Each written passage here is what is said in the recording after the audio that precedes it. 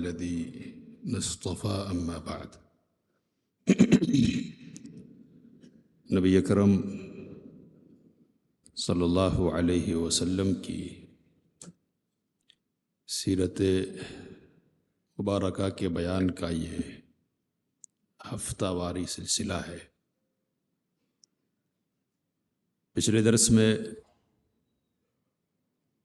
بعض ان تدبیروں کا ذکر ہوا تھا جو مشرکین کی طرف سے نبی اکرم صلی اللہ علیہ وسلم کی دعوت کا مقابلہ کرنے کے لیے اختیار کی گئی۔ مشرکین نے آپ صلی اللہ علیہ وسلم کی دعوت کو روکنے کے لیے جو تدبیریں کی ہیں ان میں ایک تدبیر بحث اور کٹ حجتی کی شکل میں بھی تھی۔ مولانا صفی الرحمن مبارک پوری رحمۃ اللہ علیہ لکھتے ہیں کہ مشرکین کو 3 باتوں پر بہت اچنبھا یعنی حیرانگی تھی، اور در حقیقت یہی 3 باتیں ان کے اور مسلمانوں کے درمیان دینی اختلاف کی جڑ تھی۔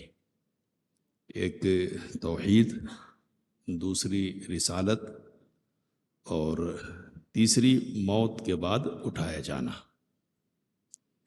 تیسری اور آخری بات یعنی موت کے بعد اٹھائے جانے کے معاملے میں ان کے پاس تعجب، اچنبھے اور عقل کی کمی کے سوا کچھ نہ تھا۔ یعنی مرنے کے بعد دوبارہ اٹھایا جانا ہے، اس کا انکار کرتے تھے، لیکن اس انکار کے لیے ان کے پاس کوئی ٹھوس اور معقول قسم کی بات اور وجہ نہیں تھی۔ بس اپنے طور پر تعجب کا اظہار کرتے تھے اور عقل کی کمی کی بنیاد پر ایسی باتیں کرتے تھے کہ جس سے یہ سمجھ میں آئے کہ کوئی مشکل مسئلہ ہے۔ کہتے ہیں کہ وہ کہتے تھے کہ اَإِذَا مِتْنَا وَكُنَّا تُرَابًا أَإِنَّا لَمَبْعُوثُونَ وَآبَاؤُنَا الْأَوَّلُونَ۔ تعجب کہ کیا جب ہم مر جائیں گے، مر کر مٹی اور ہڈیوں میں تبدیل ہو جائیں گے، تو کیا ہم کو دوبارہ اٹھایا جائے گا؟ کیا ہمارے جو پہلے آباء و اجداد گزرے ہم سے پہلے، کیا ان کو بھی اٹھایا جائے گا؟ اور پھر کہتے تھے کہ ذَلِكَ رَجْعٌ بَعِيدٌ، یہ جو دوبارہ اٹھایا جانا ہے نا، یہ تو بہت دور کا لوٹنا ہے۔ یعنی تعجب کا اظہار ان کی طرف سے ہو رہا ہے۔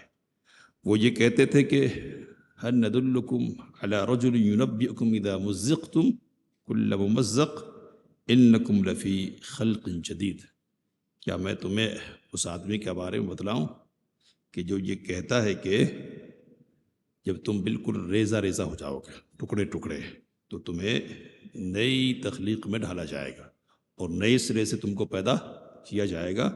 کہتے کہ افطرا علی اللہ کذبا ام بہ جنہ، پتہ نہیں اللہ کے حوالے سے جھوٹ گڑھ لیتا ہے اور جھوٹ گڑھنے کی بنیاد پر اس طرح کی باتیں کرتا ہے، یا دیوانہ ہے، دیوانگی ہو گئی لاحق، اس بنیاد پر اس طرح کی باتیں کرتا ہے، نہیں سمجھ میں آنے والے۔ تو یہ ان کے لیے نئی سمجھ میں آنے والی بات تھی کہ دوبارہ مرنے کے بعد اٹھایا جائے گا۔ کہتے ان میں سے ایک کہنے والے نے یہ بھی کہا کہ اموت ثم بعث ثم حشر حدیث خرافۃ یا ام عمری، کہ مریں گے پھر دوبارہ اٹھائے جائیں گے، پھر جمع کیا جائے گا، اکٹھا کیا جائے گا، اے ام عمر، یہ خرافات کی بات ہے، یعنی ویسے ہی بیجا قسم کی بات ہے۔ اللہ تعالیٰ نے ان باتوں کا کئی طرح سے جواب دیا۔ خلاصے جواب یہ ہے کہ تم دیکھتے ہو کہ دنیا میں ظالم اپنے ظلم کی سزا پائے بغیر اور مظلوم ظالم سے اپنا حق وصول کیے بغیر گزر جاتا ہے۔ اسی طرح احسان کرنے والا نیکوکار اپنے احسان اور نیکی کا بدلہ پانے سے پہلے، اور برائی کرنے والا بد کردار اور اپنی برائی و بدکاری کی سزا سے پہلے مر جاتا ہے۔ اب اگر موت کے بعد کوئی ایسا دن نہ ہو جس میں لوگوں کو زندہ کر کے ظالم سے مظلوم کا بدلہ لیا جائے اور احسان کرنے والے نیکوکار کو انعام اور فاجر و بد کردار کو سزا دی جائے، تو پھر دونوں طرح کے لوگ برابر ٹھہرے، دونوں میں کوئی فرق نہ ہوا، بلکہ ظالم و بدکردار تو مظلوم اور محسن و پرہیزگار کے مقابلے میں خوش قسمت ٹھہرا۔ حالانکہ یہ بات قطعاً نامعقول ہے۔ خوش قسمت ٹھہرنے کا مطلب یہ کہ موج کیا اس نے اور موج ہی میں چلا گیا اس دنیا سے، تو اچھا ہی ہوا نا۔ یہ بیچارے پریشانی اٹھاتے رہے، تکلیفیں جھیلتے رہے، اور تکلیفیں جھیلنے کے بعد کچھ ملا ان کو نہیں بدلے میں، تو خود خوش قسمت کون ٹھہرا؟ ظالم ہی ٹھہرا ہے۔ کہتے کہ عدل و انصاف سے اسے کوئی واسطہ نہیں، اور اللہ سبحانہ و تعالیٰ کے بارے میں یہ سوچا بھی نہیں جا سکتا کہ وہ اپنی خلقت کا نظام ایسی اندھیر نگری اور ظلم و فساد والا بنائے رکھے گا۔ ایسی اندھیر نگری اللہ کی ذات کے مناسب نہیں ہے کہ جس کی لاٹھی اس کی بھینس، اور کوئی کسی کو ٹوکنے والا نہیں اور کسی کو بدلہ دلانے والا نہ ہو۔ اس لیے اللہ نے فرمایا کہ افنجعل المسلمین کالمجرمین، کہ ہم مسلمانوں کو مجرموں کی طرح کر دیں گے، دونوں برابر۔ ما لکم کیف تحکمون، تم کیسی باتیں کرتے ہو، کس طرح کا فیصلہ کرتے ہو؟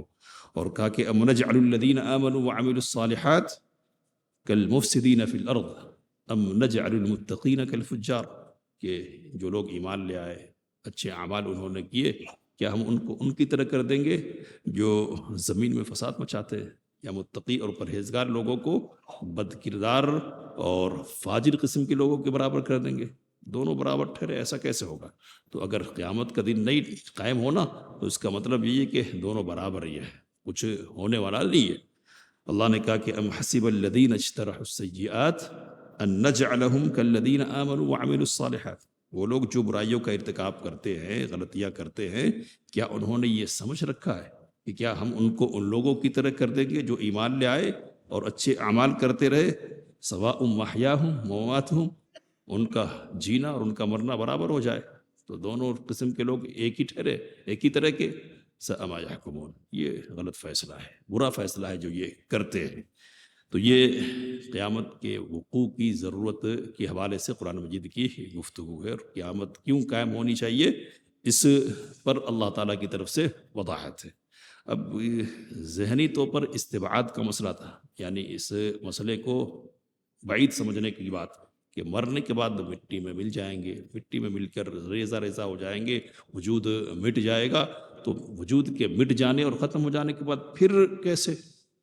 تو جہاں تک اس مسئلے کی بات ہے، یعنی اس کو دور سمجھنے کی بات، تو کہتے ہیں کہ اللہ نے اس کی تردید اس طرح فرمائی کہ اَأَنْتُمْ أَشَدُّ خَلْقًا أَمِ السَّمَاءُ بَنَاهَا، پیدائش کے اعتبار سے، تخلیق کے اعتبار سے تم زیادہ مشکل اور سخت ہو یا آسمان؟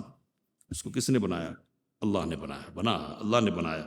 اور کہا کہ اولم یروا ان اللہ الذی خلق السماوات والارض ولم یعی بخلقہن بقادر علی ان یحیی الموتى، کیا انہوں نے اس بات پر غور نہیں کیا جس نے آسمانوں کو اور زمین کو پیدا کیا ہے اور ان کی تخلیق سے وہ عاجز نہیں ہوا، پریشان نہیں ہوا، وہ اس بات پر قادر ہے کہ وہ مردوں کو زندہ کرے؟ بلا، کیوں نہیں؟ کون سی مشکل کی بات ہے؟ انہ علی کل شیء قدیر، وہ ہر چیز پر قدرت رکھنے والا ہے۔ تو آسمان و زمین جیسی عظیم، مضبوط اور بڑی مخلوق کو پیدا کرنے والی ذات انسان کو پیدا کرنے میں کیوں پریشانی محسوس کرے گی؟ اللہ نے کہا وَلَقَدْ عَلِمْتُمُ النَّشْأَةَ الْأُولَىٰ فَلَوْلَا تَذَكَّرُونَ، یہ دوسری دلیل ہے اور دوسرے انداز سے غور و فکر کی دعوت ہے۔ پہلی مرتبہ تو ان کو معلوم ہے کہ اللہ نے پیدا کیا ہے، پہلی مرتبہ، تو یہ نصیحت کیوں نہیں پکڑتے کہ جس نے پہلی مرتبہ پیدا کیا ہے وہ دوسری مرتبہ کیوں نہیں پیدا کر پائے گا؟ کما بدأنا اول خلق نعید وعدا علینا انا کنا فاعلین، جس طرح ہم نے پہلی مرتبہ پیدا کیا ہے ہم دوبارہ اس پیدائش کو، تخلیق کو دہرائیں گے۔ کہا کہ ہم ایسا کرنے والے ہیں، یہ ہمارے لیے کوئی مشکل کام نہیں ہے۔ اور اللہ نے یہ بھی یاد دلایا کہ یہ بات تمہارے عام مشاہدے میں ہے کہ کسی کام کو دوبارہ کرنا پہلی بار سے زیادہ سہل، یعنی آسان ہوتا ہے۔ ایک کام کو پہلی مرتبہ کیا تو مشکل ہوگا، دوبارہ اس کو کیا جائے تو پہلی مرتبہ کرنے کے بالمقابل کیا ہے، وہ آسان ہو جائے گا کرنے والے کے لیے۔ اللہ نے کہا افعینا بالخلق الاول، کیا ہم پہلی مرتبہ پیدا کرنے سے عاجز رہے کیا، تھکے؟ کہا کہ بل ہم فی لبس من خلق جدید، جدید تخلیق کے سلسلے میں یہ شبہ میں ہے، بس پریشانی یہ لائق ہو گئی ہے، اور کچھ دلیل وغیرہ کی کوئی بات نہیں ہے۔ کہا اللہ تعالیٰ نے کہ اللہ تعالیٰ نے ساری کائنات کو پیدا کیا ہے، تو ساری کائنات کو جس طرح پہلی مرتبہ اس نے پیدا کیا ہے وہ دوسری مرتبہ بھی پیدا کرے گا اور تم کو بھی پیدا کرے گا. تو یہ پہلی چیز ہے. اور ترتیب کے اعتبار سے دیکھیں گے تو تیسری چیز ہے. تیسری چیز کو مولانا صفی الرحمن مبارک پوری رحمۃ اللہ علیہ نے پہلے کر دیا. یہ پہلے کیوں کیا؟ تو اس لیے کہ اس سلسلے میں پریشانی اپنے لوگوں میں کم ہے. پھر دوسری جو چیز ہے رسالت، ادھر سے بھی دوسری ہے، ادھر سے اوپر سے بھی دوسری ہے، اس کو بیچ میں رکھا ہے، یہاں پریشانی ہے. اور توحید کے سلسلے میں سب سے زیادہ پریشانی اپنے لوگوں میں بھی ہے. اور شبہات اسی قسم کے جو شبہات مکے کے لوگ پیش کرتے تھے، تو وہاں تفصیل سے بیان کیا ہے. اب یہاں تیسری چیز سے متعلق گفتگو ہوئی، بات ختم کریں گے. بات تو واضح ہے کہ قیامت قائم ہوگی اور قائم ہونا چاہیے. کیوں ہونا چاہیے؟ تاکہ انصاف ہو، ظالم اور مظلوم کے درمیان فرق کیا جائے، اچھے اور بروں کے درمیان تفریق کی جائے. جنہوں نے تکلیفیں اٹھائی ہے ان کو تکلیفوں کو بدلہ دیا جائے، اور جنہوں نے تکلیفیں پہنچائی ہے ان کو تکلیف پہنچانے کی سزا دی جائے. تو یہ بات تو ہو گئی اس حوالے سے. اب یہ بات سمجھنے کی ہے اور غور کرنے کی ہے کہ قرآن مجید کا جب مطالعہ کریں گے تو یہ جو تین مسائل ہیں نا بڑے بڑے، ان کے علاوہ دوسرے جتنے بھی شبہات اور مسائل ہیں نا، قرآن مجید نے پورا کا پورا اہتمام اس بات کا کیا ہے کہ کسی مسئلے کو چھوڑا نہیں جائے، اور جس قسم کا بھی شبہ پیش کیا جائے نا اس کا جواب دیا جائے. تو شبہ کو دور کرنا یہ ایک مقصد ہے، اور اس مقصد کے ذریعے سے مقاصد کی تکمیل ہوتی ہے. ایک بات رکھ دی ہے، اچھی بات ہے، بڑی بات ہے، یہ کرنا چاہیے، لیکن اس کے ساتھ ساتھ اگر شبہات کو دور کرنے کا اہتمام نہیں کریں گے نا تو کوئی آئے گا، کوئی بات ذہن میں ڈال دے گا، پتہ چلا کہ جتنی لمبی تقریر ہوئی تھی نا ساری کی ساری تقریریں کدھر گئی؟ پانی میں چلی گئی. تو شبہات کو دور کرنے کا بھی اہتمام ہونا چاہیے. قرآن مجید نے اس کا پورا اہتمام کیا ہے. اب اہتمام کرنے کے سلسلے میں اسلوب کون سا ہوگا یہ الگ مسئلہ ہے. تو قرآن مجید نے یہ سمجھایا کہ اچھے انداز میں جواب دینا، وجادلہم باللتی ہی احسن، جو احسن طریقہ ہے، اچھا طریقہ ہے نا، اس طریقے کو اختیار کریں گے. لیکن بدماشوں کو، شریروں کو، شرارت پسندوں کو چھوڑ نہیں دیں گے کہ آپ کہتے رہے ہم سنتے رہیں گے اور آپ کا کوئی جواب نہیں دیا جائے گا. تو ہر ایک آدمی کی عقل اتنی مضبوط نہیں ہوتی ہے کہ وہ شبہات کو پہچان سکے اور شبہات کو پہچاننے کی بنیاد پر صحیح راستہ اختیار کرے. کچھ لوگ ہوں گے وہ تو جو لوگ اس قسم کے ہیں نا، جو پہچانتے ہیں نا، ان کی ذمہ داری بنے گی کہ وہ شبہات کو دور کرے اور لوگوں کی جو اکثریت ہے جن کے پاس یہ صلاحیت نہیں ہے ان کی حفاظت کے لیے کوششیں کرے. بچانے والا کون ہے؟ اللہ ہے. لیکن کوشش کس کی طرف سے ہوگی؟ ایسے لوگوں کی طرف سے ہوگی جن کو اللہ تعالیٰ نے یہ صلاحیت دے رکھی ہے. اللہ سے دعا کی باتوں کو سمجھنے سے کام لینے کی توفیق مت فرمائے. آمین وآخر دعوانا الحمدللہ رب العالمین.